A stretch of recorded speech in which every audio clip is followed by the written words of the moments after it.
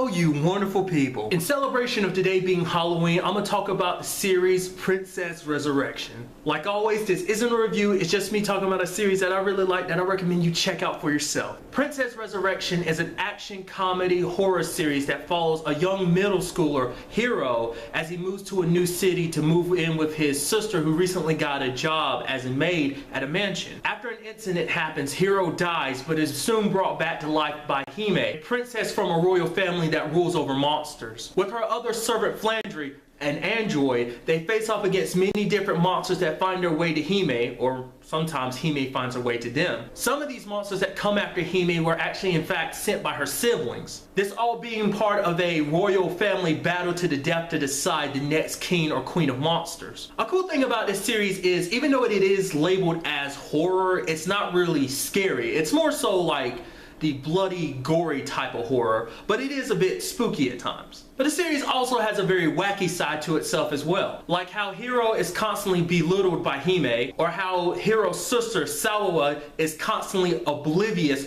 to all like the weird things that happen around them. The series takes the supernatural element to a whole new level with the large assortment of creatures you see in this series. Whether it be vampires, werewolves, androids, fish people, aliens, gods, so on. Another thing I like is how in this series none of the characters are necessarily confined to just one weapon. You know, in some series you might have a character who's just only swords or whatever, but in this series, like, you know, Hime might pull out an axe one episode and then a chainsaw the next. Sometimes weapons are just kind of a convenience, you know, it's like whatever you can find you use as a weapon. Or she'll just magically pull out a sword that she had on herself the entire time. Earlier I mentioned the fact is that Hero is a half immortal. The reason why he's a half immortal is because there's a condition to his immortality that it runs out after 3 days. So basically Hime has to replenish the power she uses to resurrect him every 3 days. If she doesn't, he returns to being a corpse. And to tie in with that, I want to tell you something very interesting. It's a difference between the anime and the manga. Now in the manga, the power Hime as well as, you know, the other royal members of the family use to resurrect someone is their blood. Hence why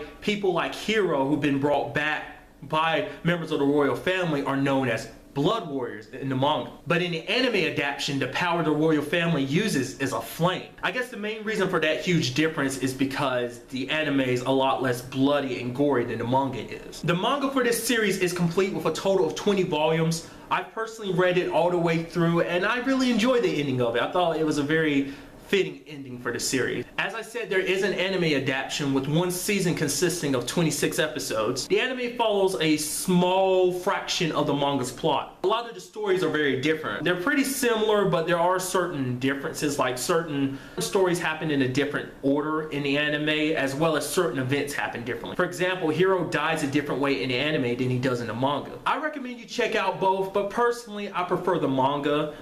Partially because of the blood and gore aspect, but also I guess it's just because I read the manga before I watched the anime, so. But that's about it for this video. Like always, till the next time we meet, be happy, be safe, live life to the fullest and enjoy it. Good day and goodbye. Nice job, loser.